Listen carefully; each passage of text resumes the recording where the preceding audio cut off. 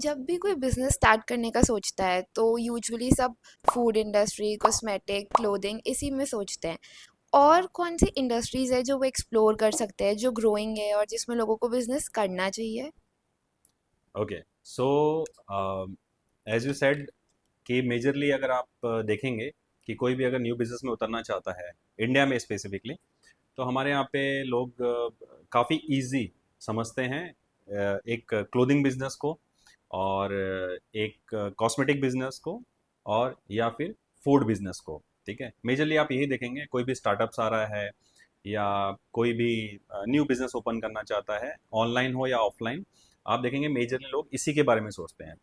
तो इसमें क्या हो गया कि बिजनेस कॉपी करते करते लोगों के पास डिफरेंशिएशन नहीं है कुछ ज़्यादा करने के लिए, है ना। एंड अब फूड की अगर बात करें, जैसे let's take example of food. Food में फूड मतलब वो सारी चीज़ें जो खाने की होती हैं, बेसिकली ये पॉइंट होता है। और क्लोथिंग मतलब क्लोथिंग में आप फैशन भी ऐड कर सकते हैं।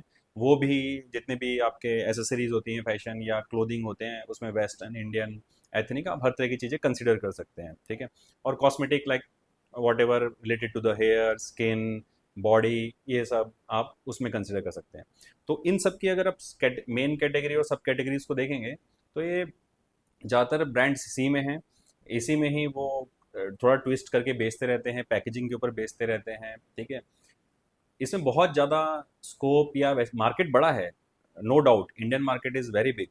बट फिर उसके लिए उतना एफर्ट, उतना इन्वेस्टमेंट, वो ब्रांड आपको मतलब ओरिएंटेड होना चाहिए। ठीक है, एक विज़न होना चाहिए, उस हिसाब से क्वालिटी आपको देनी पड़ेगी, प्राइस आपके पास होना चाहिए। तो अगर हम इस बिजनेसेस को छोड़ दें, तो अ, ऐसे बहुत सारे बिजनेसेस हैं जो लोगों की नज़र में नहीं आते या उनको उनके बारे में पता नहीं होता। So I will share you, there are three businesses which any one can think about that, और वो काफ़ी अच्छा उसका मार्केट है, काफ़ी अच्छा उसमें एक्सप्लोर हो रहा है, काफ़ी सारे ब्रांड्स उसमें काम कर रहे हैं, but very limited brands. So number one category is the sports. ठीक है। Number two category is the travelling and campaigning, and number three category is a fitness. Okay, so will take one by one क्या होता है। सो सबसे पहले ये समझते हैं कि इन बिजनेसेस में क्या, इन जो कैटेगरीज हैं, सेक्टर्स हैं, इनमें क्या बिजनेसेस हो सकते हैं। एक हो सकता है इसमें सर्विस प्रोवाइड करना, और दूसरा होता है इस सेक्टर से रिलेटेड प्रोडक्ट्स में डील करना। Let's take example of first sports.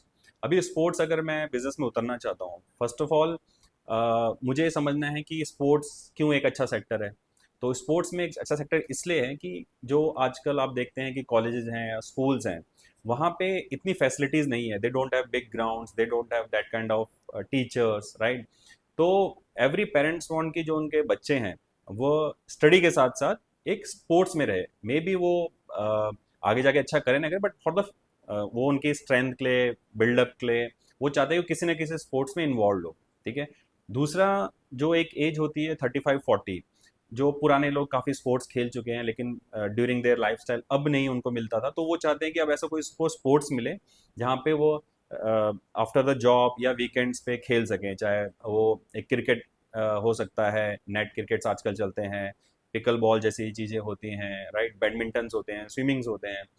तो ये जो दो एज ग्रुप्स होते हैं, इनको स्पोर्ट्स को लेके बहुत डिमांड है। दे लुक फॉर कि हमें कोई अच्छी सी जगह मिल जाए जहाँ पे हम खेल सकें। तो इस मार्केट को ये पुल करते हैं। तो एक हो गया कि आपने वो एकेडमी खोल ली किसी तरह की, पिकल बॉल की एकेडमी खोल ली आपने, आपने स्विमिंग खोल लिया, आपने बैडमिंटन खोल लिया, आपने शूटिंग खोल लिया आपने। ठीक है। उसके लिए काफ़ी बड़ा इन्वेस्टमेंट चाहिए होता है, और स्पेस चाहिए होती है, इंस्ट्रक्टर्स चाहिए होते हैं। ठीक है। और ये एक सेगमेंट हो गया, अगर आप जा सकते हैं तो इसमें दैट्स अ बेस्ट।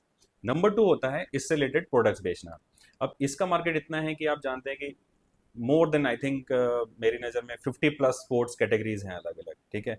और उनकी अकेडमीज भी हैं। तो उसमें जो लगने वाला, from top to bottom, from your head to your toe, right, उसमें जितने भी आपके अलग अलग स्पोर्ट्स के अलग अलग प्रोडक्ट्स होते हैं। ठीक है। बहुत इंटरनेशनल ब्रांड्स हैं, बहुत नेशनल ब्रांड्स भी इंडिया में, लेकिन स्टिल एक एफोर्डेबल क्वालिटी प्रोडक्ट्स की बहुत डिमांड है। ठीक है। तो इस तरीके से आप स्पोर्ट्स सेक्टर को चूज कर सकते हैं। नंबर टू आपका है ट्रैवलिंग एंड कैंपेनिंग।